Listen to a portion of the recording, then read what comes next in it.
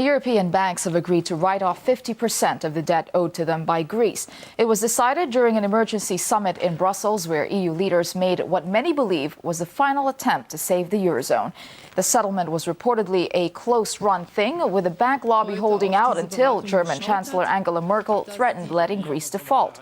The EU also promises to loan Athens another 100 billion euros, while the ballooning bailout fund is in line to expand to 1 trillion euros.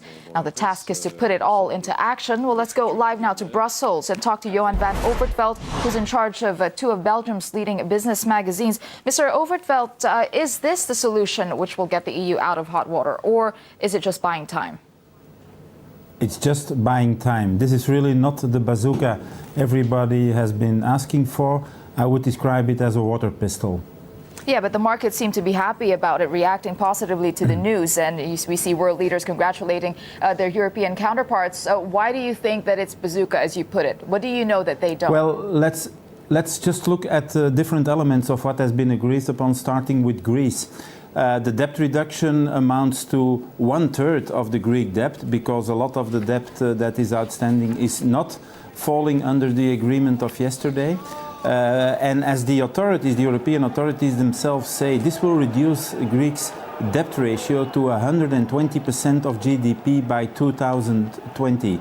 Now, by any means, a debt reduction by 2020 to 120% of GDP cannot be described as a major achievement. That is still a ratio that is very high. Now, this debt reduction, of course, also has implications for the annual deficit of the Greek government. And if you do the calculation on this, due to reduced interest charges, the government deficit of the Greek government will go down to something like 8 or 9% of GDP, which still is a large deficit, which still obliges the Greek government to cut expenditures, to increase taxes, and which will lead to a further worsening of the recession that is hitting so hard Greece at the moment. A worse recession means more red ink on the budget, and we will see Greece on the negotiation table of the European authorities within, that's my guess, 6 months. Oh, that's a very bleak picture you're painting there. But is there any benefit at all for Greece, let's say for now, to calm the street anger, enough for it to benefit just for this short period of time and probably figure out what to do next?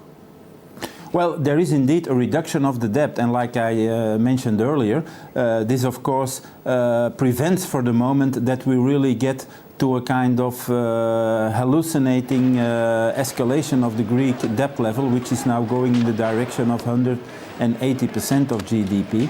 But you cannot call this a structural resolution to the different Greek problems. Yeah, let's talk about the EU leaders' focus on trying to save Greece. I mean, there have been those who were saying perhaps Greece should be cut loose. After all, the Greek problem was their government's own making. So where does that put the EU leaders' decision, though? Doesn't the EU's safety, isn't it supposed to take precedence over all these other problems of specific countries? Well, I think they are a little bit afraid to really bite the bullet here, because if you look at it closely, there is only one solution for Greece, and it should have been put on the table already several months ago. That is for Greece to leave the Eurozone, because it is only then that the Greek economy can regain international competitiveness, due to the fact that a new drachma that will then be put in place will automatically devalue substantially vis-à-vis the euro and other major currencies. But that is a decision everybody is afraid of, and what has, for example, not been discussed now, but which is very much on the mind of several of the European leaders, is that there is a huge problem brewing in Portugal, because this country is going down the Greek road quite rapidly now. It's not as bad already as it is in Greece, but the Portuguese economy is also in a negative tailspin. Budget limits that have been put forward are not respected, and the country is in much trouble too. So if one does the action today on Greece, one immediately has to put a similar kind of action into operation with respect to Portugal.